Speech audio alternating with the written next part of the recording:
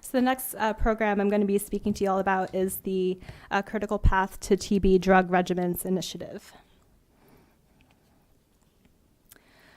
So in many ways, really, this program is very different from the rest of the programs you'll be hearing about today. So this is one example of a project that we're involved in where Reagan-Udall joined an existing partnership rather than a project that we developed more in-house through working with FDA and our internal staff. And so from the schematic on this slide, it just shows you the partners that are involved in really the core operations of this broader Cptr partnership. So the larger partnership was established back in 2010 and founded by the Bill and Melinda Gates Foundation, the Critical Path Institute, and the TB Alliance. And Reagan-Udall came on as a partner in this work in 2011.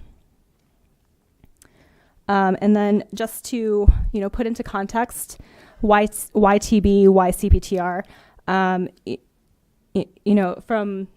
not going to read all the figures here, but nearly 33% of the world's population is infected with TB. It is still a really big global health challenge, and while we often consider TB a disease of the past here in the U.S., that's really not the case, especially when you see these numbers in front of you. And so why Cptr?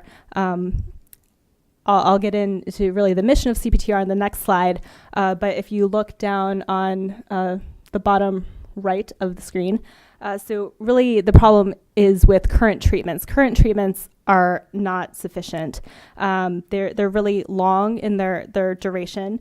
They're painful for the patients to go through, and we have the additional layer, additional challenge laid on top of that of increasing in the rise of antimicrobial resistance.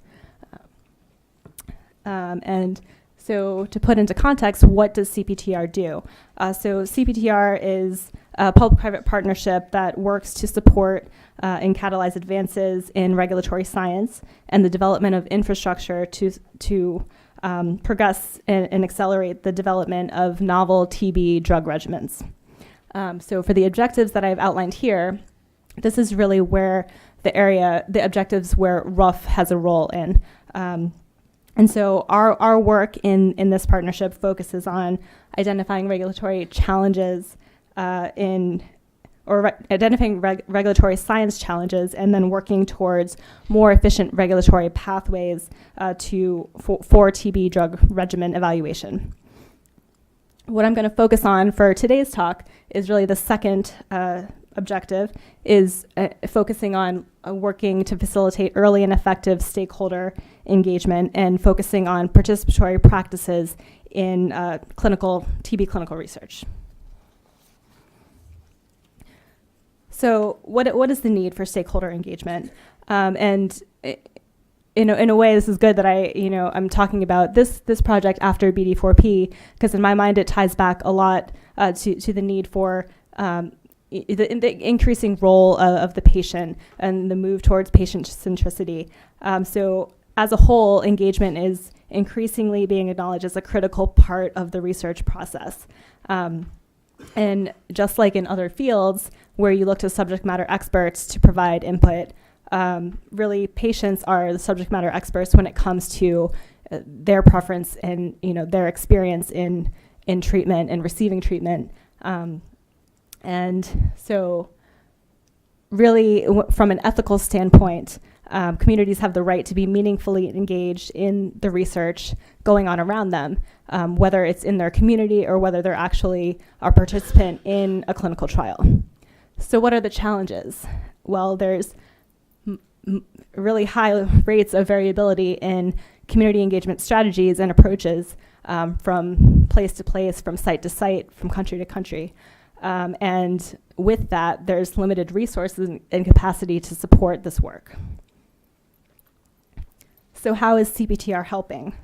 Well, with the Cptr Stakeholder and Community Engagement Work Group, we've worked to develop and put together the Good Participatory Practice Guidelines for Tuberculosis Drug Trials, or for short, GPP-TB.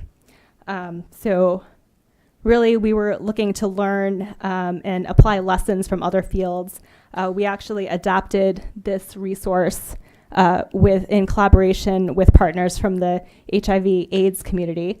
So in partnership with AVAC, we adapted their GPP version to TB drug trials. And we say GPP TB as it applies to TB drug trials, but really this applies to TB research more broadly, and also other research contexts as well.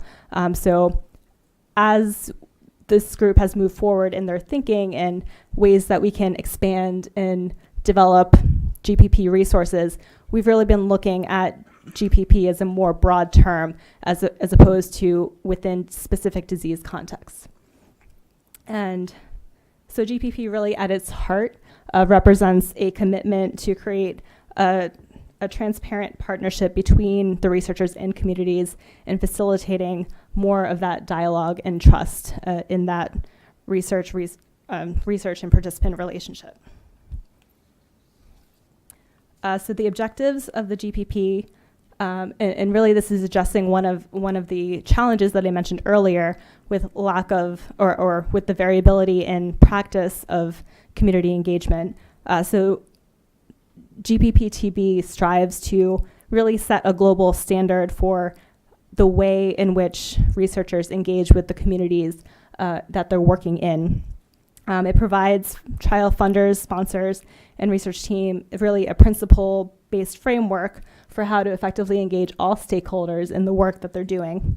And it takes into account looking across different stakeholders from the community level all the way up to the global level. So what have we done to advance the GPP? We're working on developing additional tools and resources to support implementation of GPP. This includes coordinating webinars that serve as training purposes for more of the clinical trial site research staff and the teams that are responsible for setting up community engagement at different sites. And we're also working with other groups collaboratively to explore other ways to develop training efforts. And really just working towards fostering discussion among all of the many players in this work to encourage a commitment to supporting community engagement.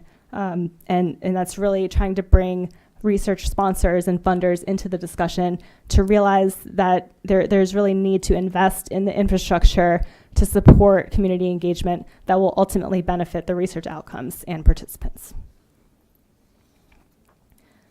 So next steps, as additional ways to continue to move GPP forward, we're looking at add-on resources that we can provide, speaking on behalf of the community engagement work group. So next we're looking to coordinate and develop recommendations on community involvement in protocol review, and looking to compile different case studies to compare how community engagement is implemented in different settings, as well as supporting monitoring and evaluation research that's ongoing with other partners that are involved in Cptr.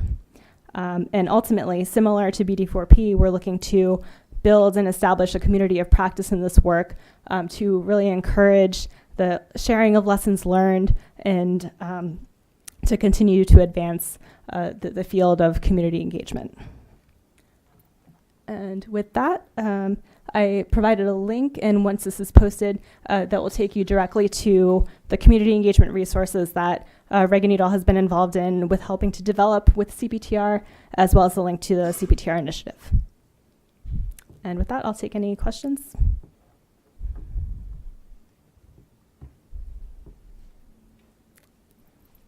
Sorry to be the designated question. That's good. This one back. Oh, another one. No, but the programs are really quite interesting. I mean, this one strikes me as being very necessary but very difficult, just given the infrastructure in many of the countries where TB is so prevalent. Yes. So I'm wondering, how are you going to gauge the success of the program? Do you have, sort of benchmarks in mind that you want to try to achieve to demonstrate if, in fact, you are actually effectively engaging the community? Sure. So I'll say Reagan-Udall isn't really leading that effort to measure and evaluate this, but partners in CPTR, TB Alliance, have actually worked with AVAC, another partner, on developing a monitoring and evaluation toolkit. So with that, they've outlined different metrics for how they're measuring the way in which community engagement practice has affected the research outcomes. And so they're still in early stages of that.